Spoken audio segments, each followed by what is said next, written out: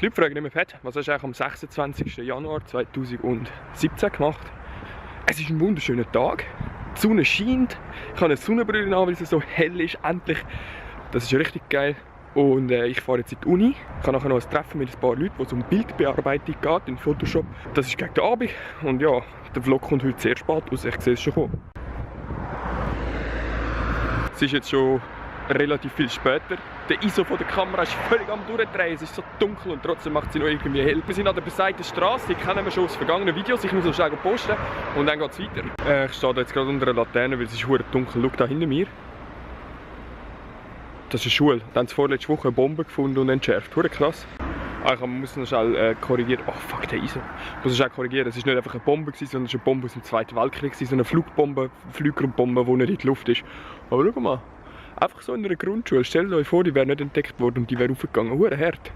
Ich bin jetzt wieder daheim und ich habe mich schon immer für Essen interessiert. Und für Essen, was vielleicht nicht ganz so normal ist in unserem Kulturkreis. Zumindest gerade in unserem schweizerdeutschen Kulturkreis nicht.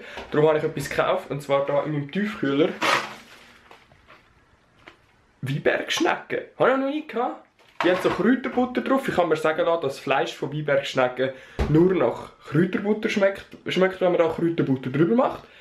Ich will es probieren. Morgen im Vlog schaltet ein. Liebe Leute, ihr glaubt nicht, was passiert ist. Ich war an dem Treffen und habe gedacht, yo, jetzt stelle ich einmal alles ein bisschen vor, zeige kurz, was wir so machen. Die Kamera vorgezogen, zack, SD-Karte nicht drin, wie ich vorhin schon ein bisschen Video geschnitten habe. Die ist schön im PC stecken, ich wurde doppelt. Jetzt habe ich halt keine Eindrücke von dort. Ja. Was habe ich noch gemacht? Wir haben jetzt gerade noch Overwatch trainiert mit dem Team, weil wir haben am Samstag ein Spiel. Jetzt schneide ich den Vlog noch schnell fertig, gehe schlafen und gehe mich schämen. Morgen einiges vor, einiges zu tun. Ich weiss noch nicht, ob ich vlogge, wie auch immer. Es wird sicher irgendwie eine Art von Video geben. Sonst stellt ein paar Fragen in die Kommentare, die ich beantworten kann. Dann kann ich easy schnell ein Video machen und ihr habt trotzdem etwas gesehen. Das finde ich richtig geil. Ich bedanke mich fürs Zuschauen. Meine Haare, Stone Goku Style. Wir sehen uns morgen wieder. Grün in grün. Würde mich freuen. Ciao zusammen.